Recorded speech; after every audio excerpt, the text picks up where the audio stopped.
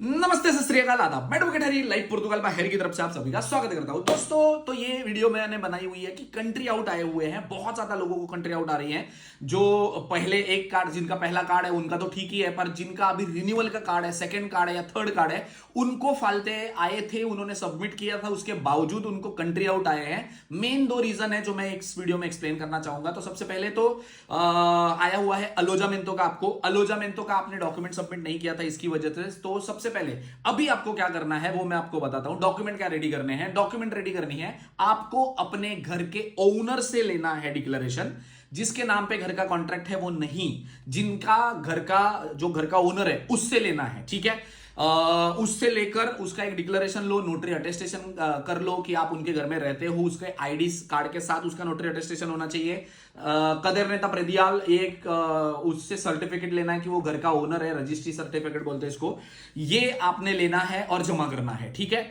ये हो गया आपका अलोजामेंतो का। और साथ में आपको सोशल सिक्योरेंस और फाइनेंस में भी यही एड्रेस अपडेट करके रखना है और इसके साथ में अपना डोमिसाइल भी अटैच करना है, ठीक है। ये हो गया एक। दूसरा रीजन ये है कि आप लोगों को आ रहा है माइज सब्सटेंसिया का फाल्ता, जिसके अंदर आपने 2 साल के अंदर ना तो पूरे पूरे महीने काम किया है, मतलब 30 दिन काम नहीं किया था, 22 दिन, 25 दिन, 20 दिन ऐसे किया हुआ है, या तो फिर आप इंडिया थे, पाकिस्तान थे, नेपाल थे, बांग्लादेश थे, वो 4 महीना छोड़ दो। बट बाकी के आपने 1.5 साल में भी है ना 1 साल पूरा काम ही नहीं किया है, या जो लोग बाहर रहते हैं, काम करते हैं, इलीगली काम करते हैं, उन लोगों के लिए भी है कि वो लोगों ने भी काम नहीं किया और टैक्सेस पे नहीं किए हैं। तो बेसिकली आपको प्रूफ मांगा जाता है कि आपका माइज डे सब्सटेंसिया, कि आपने यहां पे खाना कैसे खाया, सर्वाइव कैसे किया, उसका प्रूफ देना है आपको। तो आप किसी अपने अगर आपके बैंक अकाउंट में आपने डिपॉजिट करके रखे होंगे, सेविंग्स रखी होगी, वो आप बैंक डिपॉजिट के दिखा सकते हो।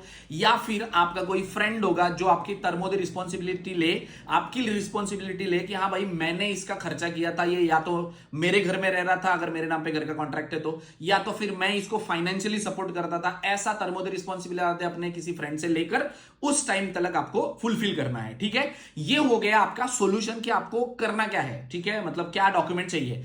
अब इसको करना कैसे है? तो सबसे पहले देखो, सब लोग बोलते हैं कि सर जी डायरेक्ट कोर्ट केस करना है। तो भाई कोर्ट केस नहीं करना होता है। कभी भी कंट्री आउट आता है तो आपके लिए कोर्ट केस सेकंड ऑप्शन होता है। फर्स्ट ऑप्शन आपका पोर्टल खुला होता है, उसके ऊपर डेट देख लो, वो खुला हुआ है। उसके ऊपर मेरी फिर से रिक्वेस्ट है, प्लीज अपने आप से घर से बैठ के मत करो। पैसे बहुत कमा लिए तुमने, अभी कम से कम लॉयर करो ताकि वो आगे चल के लीगली कुछ भी हेल्प हो तो आपको करता है। क्योंकि कई बार ऐसा होता है कि आप पोर्टल पे कुछ भी नहीं लिखते हो और खाली सबमिट कर देते हो ऐसे कैसा, और आईमा उसको भी रिजेक्ट कर देती है। उसके बाद आप किसी रैंडम लॉयर के पास जाते हो कि भाई मेरा कोर्ट केस कर दे, तो भाई उसका आपको कोई बेनिफिट नहीं है, कार्ड नहीं मिलता है, 10-15 महीने ऐसे ही चले जाते हैं, इंतजार करते रहते हो। तो मेरा एक रिक्वेस्ट है कि अगर आपको कंट्री आउट आया है तो अभी पोर्टल पे सबमिट करने के लिए भी लॉयर के थ्रू ही जाओ, भले वो थोड़े पैसे ले लेगा, पैसे जिंदगी भर कमाने हैं। मेरी रिक्वेस्ट है, कार्ड मिल जाए तो इट्स लाइक सर सलामत तो पगड़ी 50, उस हिसाब से।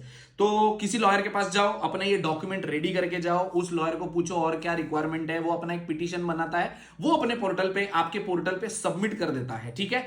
अगर ये आपने सबमिट नहीं किया पोर्टल पे तो आपको कोर्ट केस करने का भी कोई फायदा नहीं है, आगे चल के वो लटका ही रहेगा। तो ये पोर्टल पे डालना बहुत ज्यादा इंपॉर्टेंट है। लॉयर के साथ पोर्टल पे डालो, फिर 30 वर्किंग डेज का इंतजार होता है। वो 30 डेज का इंतजार किया तो ऑलमोस्ट 90% लोगों का अप्रूव हो जाता है सिर्फ पोर्टल पे सबमिट करने से। कोर्ट केस आता ही नहीं इस सिनेरियो में, ठीक है। अगर आपका 30 वर्किंग डेज हो गया और इसमें आपका नहीं सबमिट हो पाया तो इसके आगे आपको कोर्ट केस करना होता है। बट वो सेम लॉयर कोर्ट केस करेगा क्योंकि उसको पता है कि उसने पोर्टल पे क्या लिखा है और उसने आपके कोर्ट केस पे क्या बोलना है। तब जाके आपको आगे चल के आपका कार्ड भी मिलना होता है। तो कोर्ट केस का प्रोसेस 4 से 6 महीने का टाइम रहता है, 8 महीने का भी टाइम जाता है। तो वो एक बार कंट्री आउट आ गया तो ये समझ लो कि ये कोई 2 दिन में होने वाला काम नहीं, कम से कम आपका 8-10 महीना तो आराम से जाएगा, ठीक है।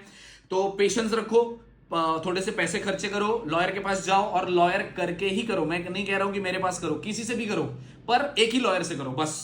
ना किसी फोटोकॉपी वाले के पास, ना किसी कंसल्टेंसी वाले के पास नॉर्मली जाके सिर्फ सबमिट ही करना है, ना ही अपने खुद से सबमिट करना है, ठीक है। अगर कंसल्टेंसी वाले के पास भी जाते हो तो उसी कंसल्टेंसी से आपने आगे चल के कोर्ट केस भी करना है, इतना ध्यान में रखो, ठीक है।